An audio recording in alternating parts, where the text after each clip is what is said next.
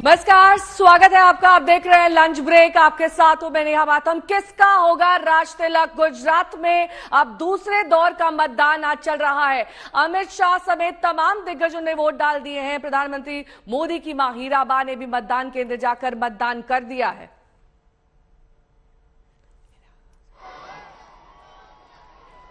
दिग्गजों के मतदान की तस्वीरें आपके सामने हैं। प्रधानमंत्री नरेंद्र मोदी की माताजी ने भी मतदान कर दिया है। उसके बाद अमित शाह भी मतदान केंद्र पर दिखाई दिए हैं। आपको बता दें कि दूसरे चरण का आज मतदान है। अहमदाबाद समेत तमाम वो शहर जिसमें आज वोट डाले गए हैं वो आप तक हम पहुंचा रहे हैं। इसके अलावा नरेंद्र मोदी, अमित शाह, सीएम गुजरात के भूपेन्द्र पटेल, पूर्व डिप्टी सीएम नितिन पटेल, शंकर सिंह वाघेला, विनय सक्सेना, हार्दिक पटेल जो कि अब बीजेपी उम्मीदवार हैं, और साथ ही बीजेपी प्रत्याशी अल्पेश ठाकुर ने भी मतदान किया और अपने मत का इस्तेमाल किया।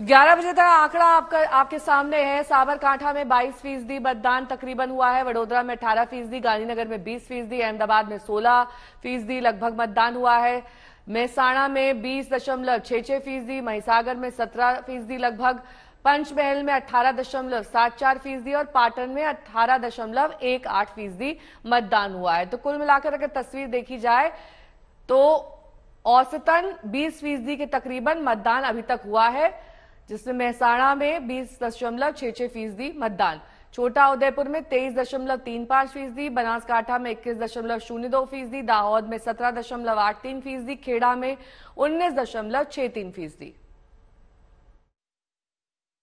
गुजरात में लोकशाही का पर्व का उत्सव मनाया जा रहा है। प्रथम चरण के मतदान पूर्ण हो गए हैं। आज दूसरे चरण का मतदान शुरू हुआ है। ये दफा हम भारतीय जनता पार्टी पुराने सारे रिकॉर्ड तोड़ के सारे नंबर से ये चुनाव भी हम जीते। गुजरात में लोग आज अपने आप को ठगा महसूस कर रहे हैं। अब देखिए कि जो समस्याएं गुजरात की है, अपने मुख्यमंत्री बार बार क्यों बदले, पूरा प्रधानमंडल आपको खारिज क्यों करना पड़ा, वरना आप देखिए मनमोहन सिंह जी भी प्रधानमंत्री थे, पंजाब से थे, एक दिन जाते थे, एक या दो जनसभा करके कहते थे कि मुझे पूरा देश देखना है, आपको लगता है मैंने अच्छा काम किया है तो पंजाब में मेरी सरकार बना देना। आज हमारा अर्थतंत्र लुढ़क गया है, लोग परेशान है और प्रधानमंत्री जी देश को छोड़ के रोड नाप रहे हैं, रोड शो कर रहे हैं, छोटे छोटे शहर में 4-4 बार 15 दिन में जा चुके हैं। क्यों? क्योंकि गुजरात में लोग इनसे बहुत नाराज। गुजरात में लोकशाही का पर्व का उत्सव मनाया जा रहा है। प्रथम चरण के मतदान पूर्ण हो गए हैं। आज दूसरे चरण का मतदान शुरू हुआ है। ये दफा हम भारतीय जनता पार्टी पुराने सारे रिकॉर्ड तोड़ के सारे नंबर से ये चुनाव भी हम जीते। किसी न किसी को कब न कब तो रिटायर होना ही है। मैं 30 साल तक करीबन एमएलए रहा हूँ, मिनिस्टर रहा हूँ। गुजरात में लंबे से लंबे समय तक गुजरात की कैबिनेट में सभी सीएम के साथ मैंने काम किया है एज अ कैबिनेट मिनिस्टर। पिछले 5 साल में डेप्यूटी सीएम भी था। हमारी संगठन की सभी बॉडीज में मैं हूँ, तो मैं बहुत किया है और करूंगा। सर, पिछली बार जो सीटें आई थी कांग्रेस की 77 आई थी और कांग्रेस और बीजेपी के बीच का जो डिफरेंस था वो 15 से भी कम था। क्या लगता है आपको इस बार बीजेपी को चुनौती देने के लिए कांग्रेस और आम आदमी पार्टी मिलीजुली कुछ बना सकती है? नहीं, कुछ नहीं होगा।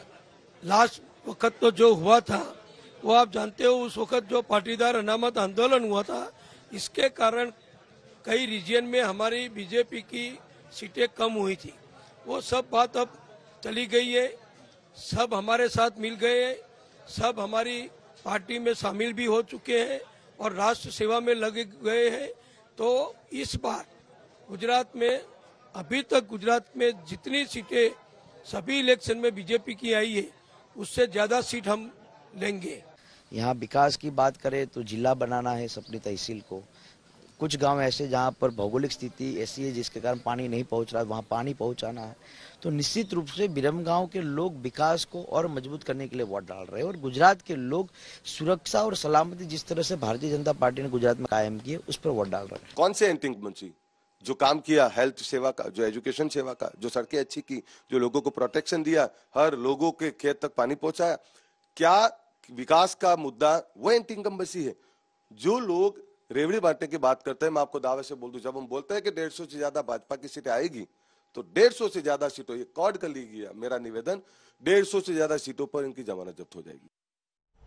हमारे 4 सहयोगी इस वक्त तमाम जानकारी के साथ जुड़ गए हैं। हिमांशु मेरे सहयोगी इस वक्त अहमदाबाद से जुड़ गए हैं, मिलन भी अहमदाबाद से मौजूद है, देव अंकुर मेरे सहयोगी मेहसाणा से जुड़ गए हैं, जबकि पंकज उपाध्याय हमारे सहयोगी जुड़ गए हैं सीधे गोधरा से। लेकिन सबसे पहले हिमांशु आपका रुख करते हुए, पहले दौर के मतदान में और दूसरे दौर के मतदान में कितने फीसदी मतदान का आप अंतर देख पा रहे हैं? क्योंकि 11 बजे तक के तो आंकड़े आ चुके हैं।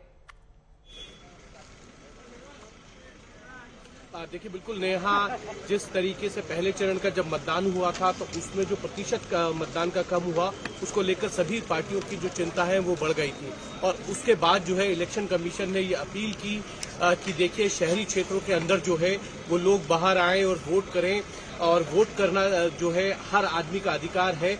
लोकतंत्र के इस पर्व के अंदर सभी की भागीदारी होनी चाहिए और उसी लिए जो है आज देख सकते हैं मैं खुद से जो हूं घाट लौड़िया एक जगह है वहां से हूं जहां भूपेंद्र पटेल उम्मीदवार है और अब से कुछ देर पहले आम आदमी पार्टी के जो सीएम पद के उम्मीदवार है ईशुदान गढ़वी वो भी यहां पर मतदान करने आए थे। यहां लाइनें लगी हैं, लोग वोट करने आ ही रहे हैं सुबह से। लेकिन एक चीज जरूर है कि शाम होते होते ये जरूर देखना पड़ेगा कि जो वोट प्रतिशत है वो कितना रहता है। क्या पिछली बार से वोट प्रतिशत कम रहेगा या ज्यादा रहेगा? कल भारतीय जनता पार्टी की तरफ से जो है प्रधानमंत्री नरेंद्र मोदी ने कमलम के अंदर एक बैठक ली थी जिसमें गृह मंत्री अमित शाह, प्रदेश अध्यक्ष CR पाटिल और साथ ही साथ जो संगठन मंत्री है रत्नाकर, उन सभी के साथ उन्होंने मीटिंग की और उस मीटिंग के अंदर ये इस बात को लेकर चर्चा हुई कि शहरी क्षेत्रों के अंदर जो है मतदान का प्रतिशत कैसे बढ़ाया जाए, कैसे लोगों को बाहर लाया जाए उनको मतदान के लिए, क्योंकि ये माना जा रहा है कि शहरी क्षेत्रों के अंदर मतदान जो है वो कम हुआ पहले चरण के अंदर भी। और जैसा मैंने आपको बताया चुनाव आयोग की तरफ से अपील भी की गई लोगों से कि आप आइए वोट कीजिए और अपने मत के अधिकार का प्रयोग जरूर कीजिए, इसको व्यर्थ ना जाने दें। और इसीलिए मैं कहूंगा कि देखिए मैं अपने कैमरामैन से कहूंगा कि जरा दिखाएं, यहाँ पे लाइन लगी हुई है, लोग अपने अपने मत का जो है प्रयोग करने के लिए यहाँ आए हैं। और अब देखना यह है कि देर शाम दूसरे चरण का जब वोटिंग होगा उसके बाद किस तरीके के वोटिंग प्रतिशत निकल कर आता है वो देखने वाली बात है। अगर वोटिंग प्रतिशत घटता है तो कहीं ना कहीं सभी पॉलिटिकल पार्टीज के लिए चिंता का विषय तो होगा ही। चिंता का विषय हमेशा ही होता है जब मतदान फीसदी कम हो जाता है, क्योंकि कहीं ना कहीं उससे नतीजे प्रभावित होते हैं। मेरे सहयोगी देव अंकुर भी जुड़ गए हैं। देव, आपने नितिन पटेल से बात करी, इसके साथ ही अल्पेश ठाकुर का भी ये कहना है कि पिछली बार से भी ज्यादा सीटें आने वाली हैं। इसका आधार क्या है? क्यों इतना आत्मविश्वास है बीजेपी को?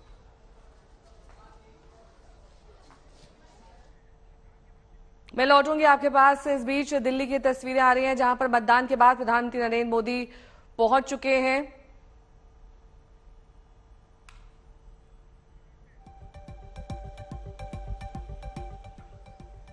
देव, आपसे मेरा सवाल आपने सुना होगा, उसका जवाब दीजिए।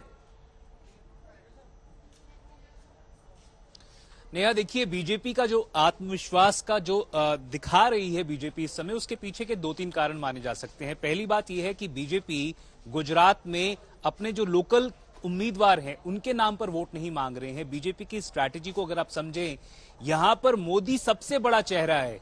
लोग जानते हैं कि मोदी गुजरात के मुख्यमंत्री नहीं बनने वाले 2022 में, फिर भी बीजेपी सबसे आगे मोदी को रख रही है। 1 दिसंबर को नेहा, जिस दिन गुजरात का पहला चरण का चुनाव हुआ था, बीजेपी ने नरेंद्र मोदी की करीब 50 किलोमीटर की रोड शो निकाली, जिसको खुद पार्टी ने बोला कि ये सबसे बड़ा अब तक का किसी भी नेता के द्वारा भारत का रोड शो है।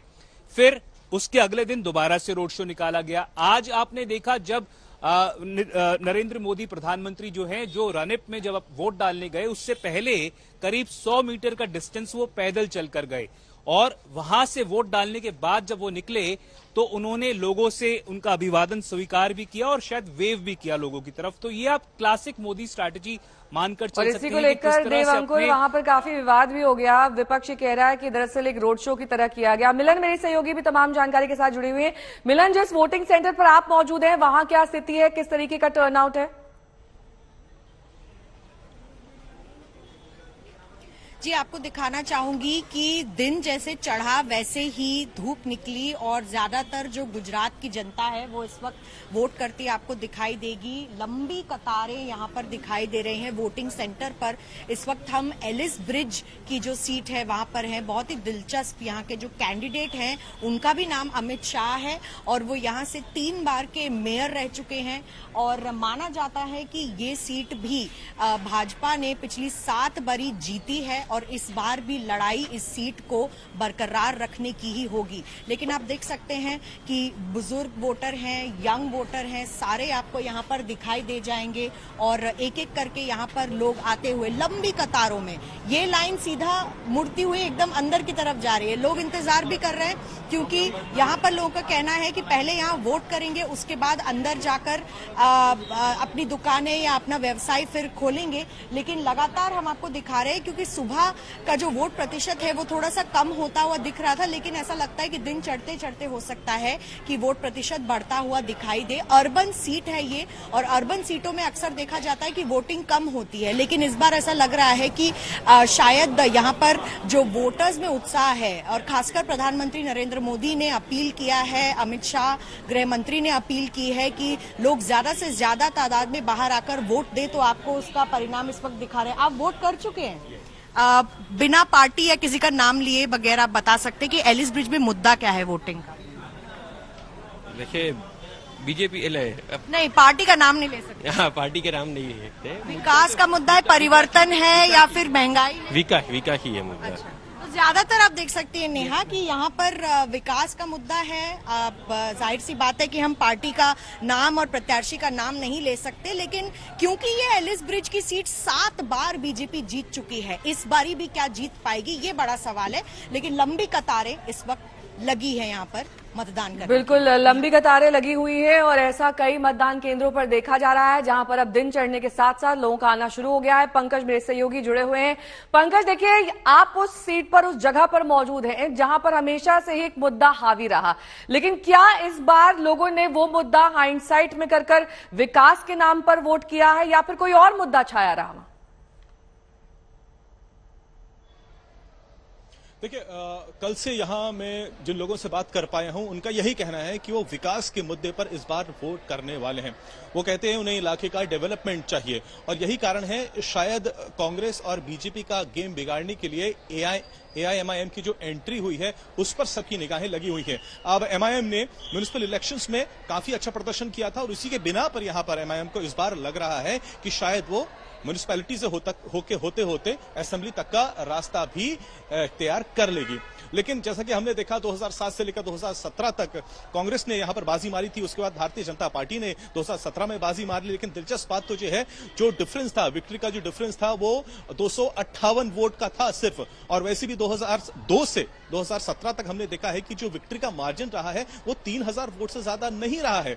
इसीलिए क्योंकि कांग्रेस और बीजेपी की यहां पर ड्यूपॉली रही है और इस बार एमआईएम के आने से मैटर कॉम्प्लिकेट हो गया है। एक मुद्दा जो मैं लोगों से बात करके मैं समझा हूं वो ये भी है कि कांग्रेस के लिए थोड़ी सी बेचैनी यहां पर इसलिए भी बढ़ गई है क्योंकि कई लोग हैं वो एमआईएम पे अपना भरोसा जता रहे हैं। अगर ऐसा होता है तो कांग्रेस के वोट कटते हैं और ऐसे एडवांटेज बीजेपी हो जाएगा। जैसा कि मैंने बताया, पिछली बार भी जो विक्ट्री मार्जिन था वो 258 तक का था। तो ये सीट काफी दिलचस्प है, सेंसिटिव है, कम्युनली सेंसिटिव है। हालांकि 2002 के बाद यहां पर कोई मेजर राइट्स तो नहीं हुए, बावजूद इसके जो यहां गोधरा की इमेज बनी हुई है of a very communal sensitive constituency, वो अभी तक नहीं गई है। 11 बजे तक के हमने रुझान दिखाए। पंचमहल जिला जिसके अंदर गोधरा आता है, 20% से कम का मतदान हुआ है आसपास भी। लेकिन जैसे मैं देख रहा हूं धीरे धीरे भीड़ जो है वो जरूर बढ़ रही है, इस तरफ इशारा कर रही है कि शायद लोग ज्यादा से ज्यादा संख्या में अब आ रहे हैं। सुबह शायद ठंड भी थी, इसकी वजह से लोग नहीं आ रहे थे। लेकिन हालांकि मैं ये कहूंगा कि ऐसा नहीं है कि भारी उत्साह यहां पर दिख रहा है, लेकिन निराशावादी एटीट्यूड भी यहां लोगों में नहीं दिख रहा है। लोग धीरे धीरे अपने घरों से आ रहे हैं और अलग अलग बूथ्स पे जिस तरीके की यहां पर भीड़ धीरे धीरे बढ़ रही है, वो इसी तरफ इशारा कर रही है कि शायद जैसे जैसे दिन और चढ़ेगा तो यहां पर घरों से लोग और आएंगे। एक प्रेस्टीज सीट जरूर बन गई है भारतीय जनता पार्टी के लिए भी, क्योंकि बीजेपी कह रही है वो विकास के नाम पर यहां पर लोगों से वोट मांग रही है। कांग्रेस को भी देखना है, क्योंकि एमआईएम की एंट्री के साथ अगर उसका कहीं पत्ता कट जाता है तो ये बहुत ही शर्मनाक यहां पर बात हो जाएगी। लेकिन कांग्रेस कह रही है वो बिल्कुल आश्वस्त है, ना ही यहां पर आम आदमी पार्टी का कोई वजूद है, ना ही एमआईएम का कोई वजूद है। तो यहां पर कांग्रेस और एमआईएम की भी बड़ी तगड़ी हमने नोकझोंक देखने को मिली है। लेकिन ये सीट ऐसी है जिसके लिए कुछ कहा नहीं जा सकता। कांग्रेस और बीजेपी की 2002 से ही ड्यूपोली रही है। 2007 से 2017 तक कांग्रेस ने बाजी मारी, लेकिन वही कैंडिडेट जो 2 बार कांग्रेस की सीट पर जीत के आए, 2017 में वो भाजपा के पाले में चले गए और एक बार फिर से जीत के आए, लेकिन विक्ट्री का मार्जिन 258 ही रहा। कुछ भी हो सकता है, कुछ कहा नहीं जा सकता है, लेकिन फिलहाल नजर बनी हुई है वोटर्स पे जो धीरे धीरे पोलिंग बूथ्स पर आ रहे हैं। बिल्कुल, और 8 दिसंबर पर सभी की निगाहें टिकी हुई हैं। गोपी मेरी सहयोगी इस वक्त तमाम जानकारी के साथ सीधे गांधीनगर से जुड़ गई हैं। देखिए गोपी, कल गांधीनगर में प्रधानमंत्री की मौजूदगी थी। आज जब वो वहां से निकले, जिस तरीके की यात्रा हुई या फिर ये कहें कि रोड शो जिसका नाम दिया गया विपक्ष की ओर से, उसको लेकर इस वक्त काफी ज्यादा कंट्रोवर्सी है। लेकिन बीजेपी इस बारे में क्या कह रही है, क्या दरअसल उनका स्टैंड है? देखिए, ये हर बार होता है कि प्रधानमंत्री नरेंद्र मोदी जब भी आते हैं गुजरात में वोट डालने के लिए, वो अक्सर इसी तरीके से आते हैं, क्योंकि ये कहा जाता है कि उनका जो काफिला है वो बिल्कुल स्कूल के पास तक नहीं जाता है। कुछ चुनावी गाइडलाइन रहती है, तो प्रधानमंत्री का जो काफिला है वो वहां से 200 मीटर के दूरी पर पार्क होता है और वहां से वो चलते हुए स्कूल तक जाते हैं, अपना वोट देते हैं और उसके बाद वो बाहर आ जाते हैं। हालांकि जो प्रधानमंत्री जो है वो वहां से जाते हैं और आसपास जो लोग हैं वो इकट्ठा होते हैं। ये हमने इससे पहले भी, क्योंकि 2014 में जब उन्होंने कमल के साथ अपनी सेल्फी ली थी, उस वक्त ये चर्चा बहुत ज्यादा हुई थी और उस वक्त जो इलेक्शन कमीशन है उन्होंने संज्ञान भी लिया था, इसकी इन्वेस्टिगेशन भी की गई। हालांकि उसके बाद क्लीन चिट दे दी गई, क्योंकि वो सेल्फी 200 मीटर के दायरे के बाहर ली गई थी।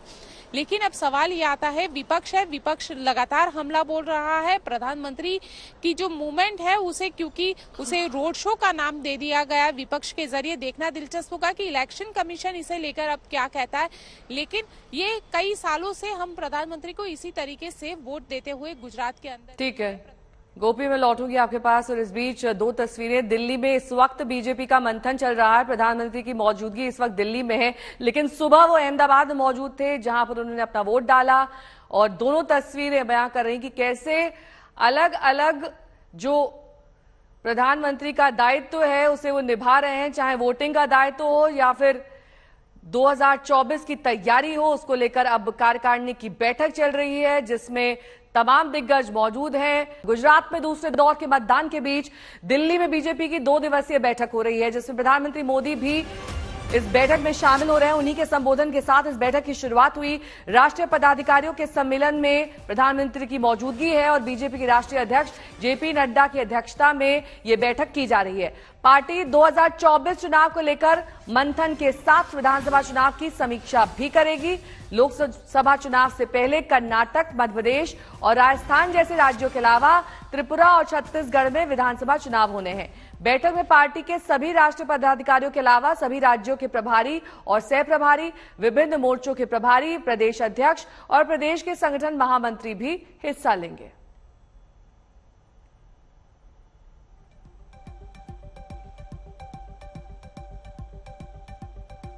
अशोक सिंघल मेरे सहयोगी इस वक्त तमाम जानकारी के साथ जुड़ गए हैं। अशोक, देखिए, एक तरफ तो गुजरात चुनाव अभी खत्म हुआ भी नहीं है, आज दूसरे चरण का मतदान है, नतीजे आना बाकी है, और दूसरी तरफ तस्वीर आ रही है दिल्ली की बीजेपी कार्यकारिणी की बैठक की, जिसमें मिशन 2024 की तैयारियां शुरू हो गई हैं।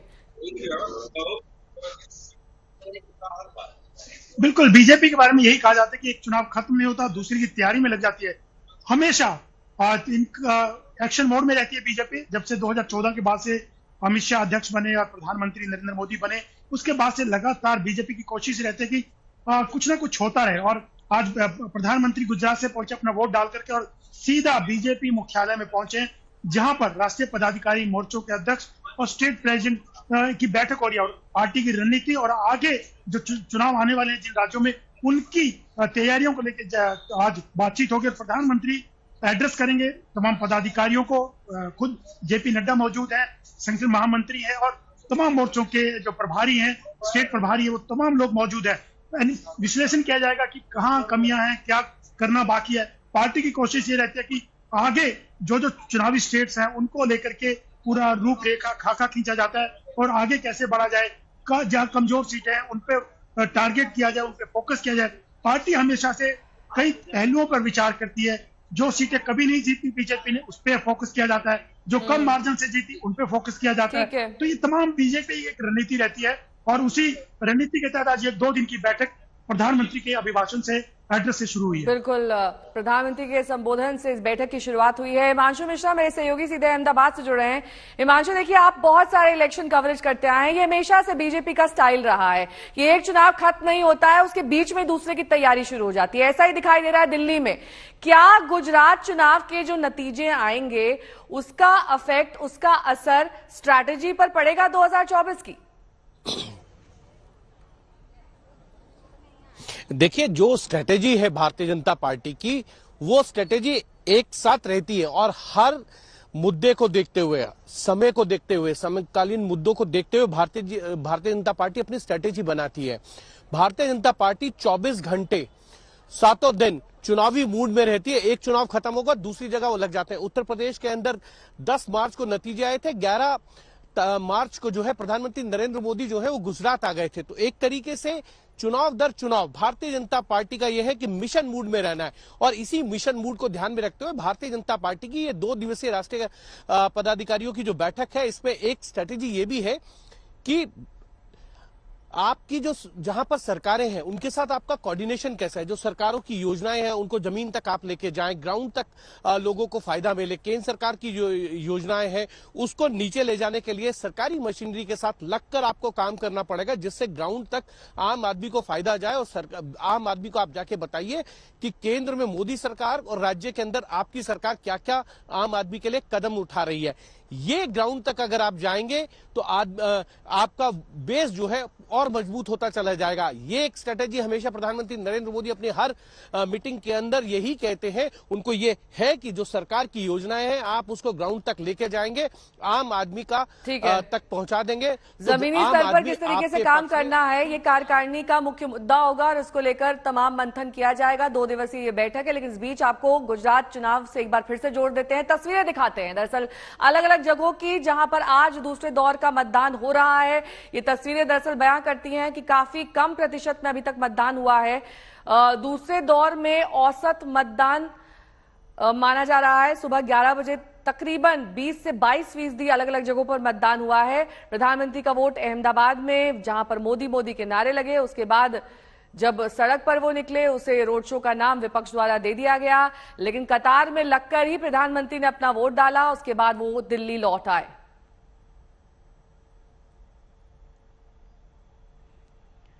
और ये बीजेपी के दिग्गजों की तस्वीरें आप देख रहे हैं। बीजेपी प्रत्याशी अल्पेश ठाकुर, उसके साथ ही बीजेपी उम्मीदवार हार्दिक पटेल, विनय सक्सेना, शंकर सिंह वाघेला, प्रधानमंत्री स्वयं, गृह मंत्री अमित शाह, भूपेंद्र पटेल सीएम गुजरात और पूर्व डिप्टी सीएम नितिन पटेल, ये सभी अपने मतदान का इस्तेमाल कर चुके हैं और अपना वोट डाल चुके हैं। गुजरात में लोकशाही का पर्व का उत्सव मनाया जा रहा है। प्रथम चरण के मतदान पूर्ण हो गए हैं। आज दूसरे चरण का मतदान शुरू हुआ है। ये दफा हम भारतीय जनता पार्टी पुराने सारे रिकॉर्ड तोड़ के सारे नंबर से ये चुनाव भी हम जीते। गुजरात में लोग आज अपने आप को ठगा महसूस कर रहे हैं।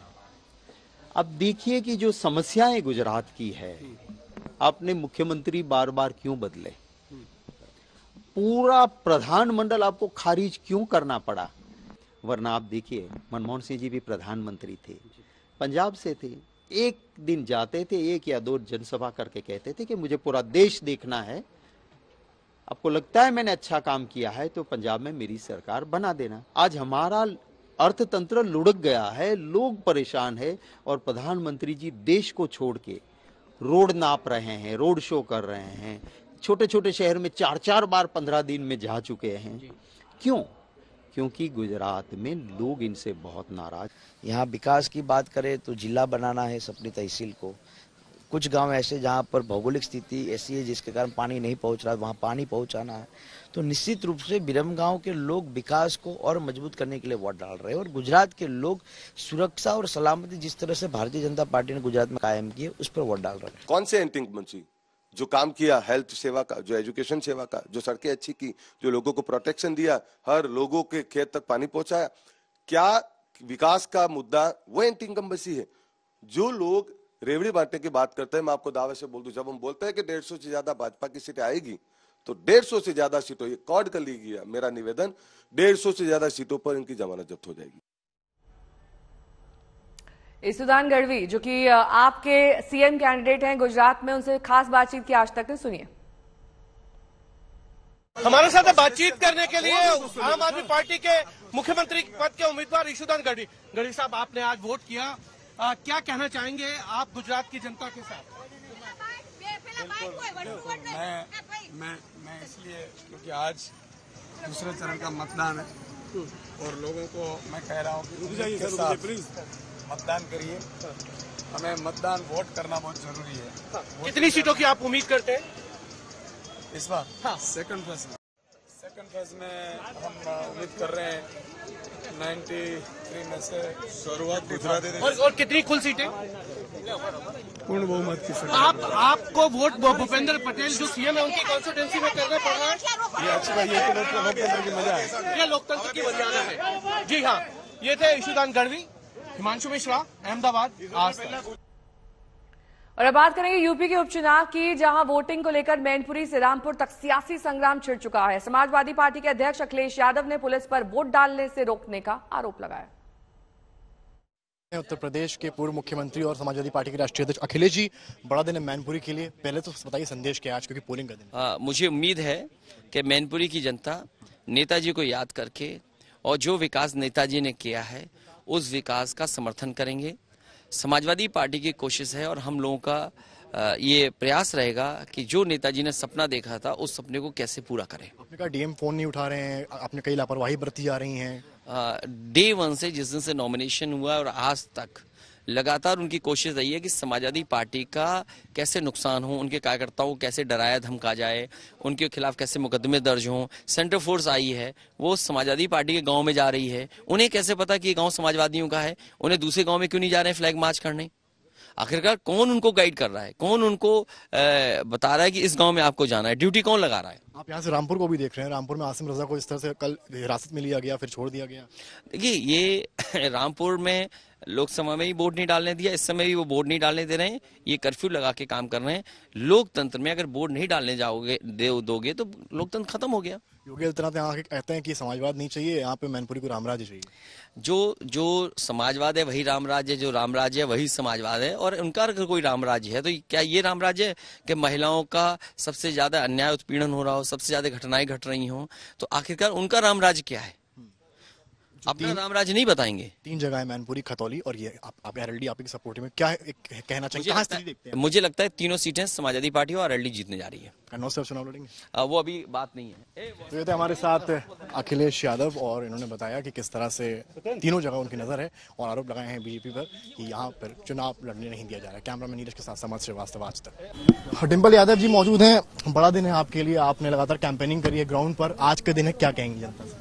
मैं जनता से अपील करना चाहूंगी आपके चैनल के माध्यम से ज्यादा लोग जाएं, बूथों पे पहुंचे, अपना वोट डालें, अपने हक और अधिकार का इस्तेमाल करें। आपने ट्वीट करा है, लगातार ट्वीट हो रहे हैं, इलेक्शन कमीशन से आप लोग शिकायत कर रहे हैं, इस पर कुछ कहेंगी?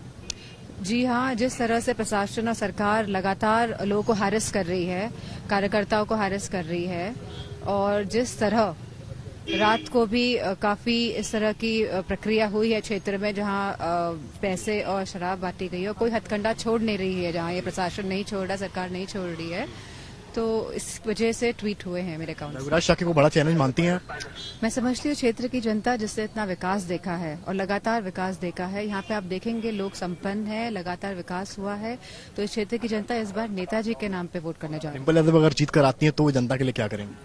मैं समझती हूँ 1 साल का मौका मिलेगा मुझे, तो जितना हो पाएगा मैं उतना करूंगी और फिर अगले चुनाव का देखेंगे। आखिरी सवाल छोटा सा, अखिलेश यादव ने आपको कोई टिप्स दिए, कुछ बताया हो कि कैसे आप चुनाव लड़िए? मैं समझती हूँ ये मेरा घर है, मैनपुरी लोकसभा क्षेत्र, और घर के लिए कोई टिप्स नहीं चाहिए होते। ऑल द बेस्ट आपको। डिंपल यादव आपने देखा एक्सक्लूसिव, बताया कितनी तैयार है। कैमरामैन संदीप के साथ समर श्रीवास्तव।